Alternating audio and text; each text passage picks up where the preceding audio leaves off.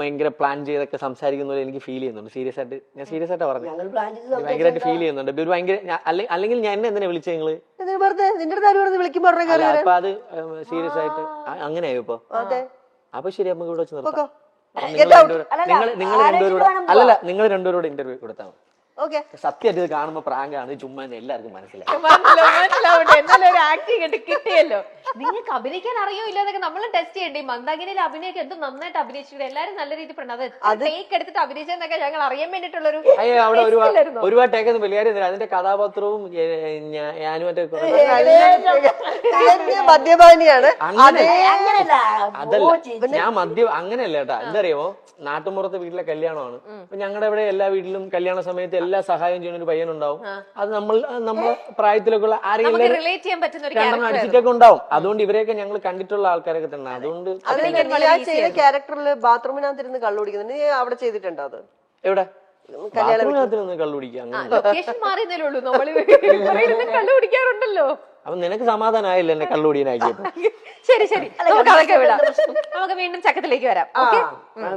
ഞങ്ങൾ 3 പേരും ഒരുമിച്ച് കൂടിയാൽ പെട്ടെന്ന് ഇമോഷണൽ ആകുന്ന ആൾ സൂരജാണ്. 3 പേര് ഒരുമിച്ച് കൂടി അല്ല ഇവളാണ്. എപ്പോഴും ഇമോഷണൽ അത്യാചാരം സുചിത്രയിലേക്കാണല്ലോ. സുചിത്ര എനിക്ക് ചെറിയ വാക്കുകൾ മതി ഇവരുടെ നമ്മൾ അറിയാതെ എന്തെങ്കിലുമൊക്കെ പറഞ്ഞു. അതിലൊരു ചെറിയ വാക്കിൽ പിടിച്ച് ഞാൻ പോകും. ഇതിന് കട്ടിങ് വേറെ ഉണ്ട്. ഇപ്പൊ ഞാനും ഇപ്പൊ ഈ അതായത് ഇവനും ഇവളും കാണല് കുറവാ. അത് കാര്യം ഞാൻ കൊച്ചിക്ക് വരാറുണ്ട്, ഇവള് കൊച്ചിക്ക് വരാറില്ല. ഞാൻ ഇവനും കൊച്ചിയിൽ വെച്ച് കാണും, എന്തെങ്കിലും വർക്കോ ഷൂട്ടോ എന്തെങ്കിലും പരിപാടിക്ക് കാണാറുണ്ട്. അപ്പൊ ഞങ്ങള് ഇപ്പൊ പരസ്പരം ഇവിടെ വെച്ച് കാണുമ്പോ കാണുന്ന ദിവസം ഞങ്ങള് ചിലപ്പോ ഭയങ്കരമായിട്ട് എൻജോയ് ചെയ്ത് നടക്കുമ്പോ ഇവള് അവിടെ ഇരുന്നിട്ട് ഞാനില്ലാതല്ലേ അല്ലേ ഇവളിരിക്കും. അപ്പൊ ഞാനില്ല, ഞാൻ കൊച്ചിക്ക് വളരെ വിരളിലുണ്ടാവുന്ന പ്രാവശ്യം വന്നിട്ടുള്ളൂ, മൊത്തത്തിൽ വന്നിട്ടുള്ളൂ. അപ്പൊ ഇവരെപ്പോഴും കൊച്ചിയില.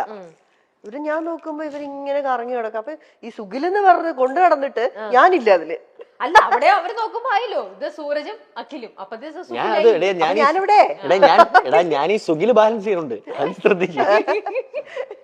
അല്ല, എന്നാൽ ഇപ്പൊ ഈ അഖില് ഏറ്റവും കൂടുതൽ എന്ത് പറഞ്ഞായിരിക്കും ഏറ്റവും കൂടുതൽ ഹേർട്ട് ചെയ്തിരിക്കുന്നത് സുചിത്രക്ക്? ഞാനോ? ഇത് ഇവനും പറഞ്ഞോണ്ട് എന്നെ മാത്രം പറയുന്നത്. അതിലടുത്ത സൂരജിലേക്ക് വരുമായിരുന്നു. ആണോ? ഞാനോ? ഇവൻ പറയണത് ഇവൻ മനസ്സിലാക്കത്തില്ല, നമ്മുടെ സിറ്റുവേഷൻ മനസ്സിലാക്കത്തില്ല. ഇവൻ ഇപ്പൊ ഇത് എനിക്കാന്നുണ്ടായ കാര്യം. ഇപ്പം ഞാന്, ശാലിനി, ഇവൻ എല്ലാവരുടെ കോൺഫറൻസ് കോളിൽ സംസാരിക്കായിരുന്നു. എന്റെ കോൾ എങ്ങനെയോ കട്ടായി പോയി. അത് കഴിഞ്ഞിട്ട് പെട്ടെന്ന് എപ്പോഴത്തേക്ക് എന്റെ കുഞ്ഞമ്മ വിളിച്ചു, അമ്മയുടെ സിസ്റ്റർ. അപ്പോഴത്തേക്ക് ഈ കോള് കട്ടായി പോയി. അപ്പൊ ഞാൻ വിചാരിച്ചു കുഞ്ഞമ്മല്ലേ, ഒന്ന് എടുത്തിട്ട് തിരിച്ച് കണക്ട് ചെയ്യാം. വിളിച്ചു, കോൾ എടുത്തു. ഞാൻ പറഞ്ഞു കുഞ്ഞമ്മ ശരി, 1-2 വാക്കുകൾ പറഞ്ഞു, ശരി. അപ്പോഴത്തേക്ക് ഇവൻ വീണ്ടും വിളിച്ചു. ഉടനെ തിരിച്ചു പറയാണ്, നിനക്ക് വേറെ കോള് വന്ന് കട്ട് ചെയ്യുമ്പോ ഒരു വാക്ക് പറഞ്ഞിട്ട് പോയിക്കൂടെ? ഞാൻ പറഞ്ഞു ഇല്ലടാ.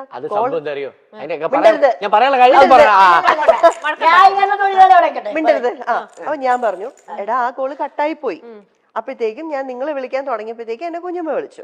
അപ്പൊ അത് കുറച്ചു നേരം സംസാരിക്കുള്ളൂ. അതെന്താ ചോദിച്ചു, കട്ട് ചെയ്തിട്ട് ഞാൻ തിരിച്ചു വിളിക്കാൻ തുടങ്ങായിരുന്നു. അപ്പോഴത്തേക്കും നീ എന്നെ തിരിച്ചു വിളിച്ചു. മനസ്സിലാക്കാറില്ല.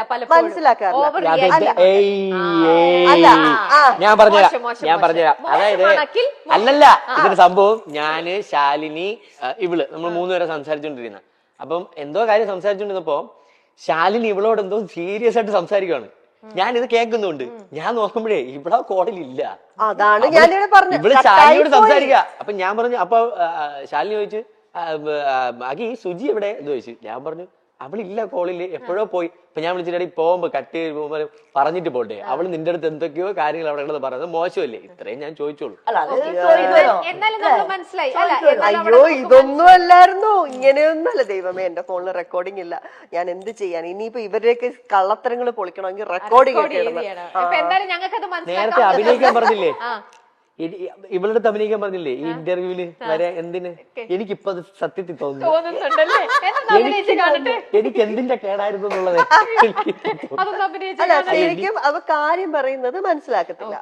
ഇതായിരുന്നു സിറ്റുവേഷൻ, അല്ല ഞാനത് മനഃപൂർവ്വം ചെയ്തതാ. സൂരജിന്റെ കാര്യത്തിലേക്ക് വന്നാലോ?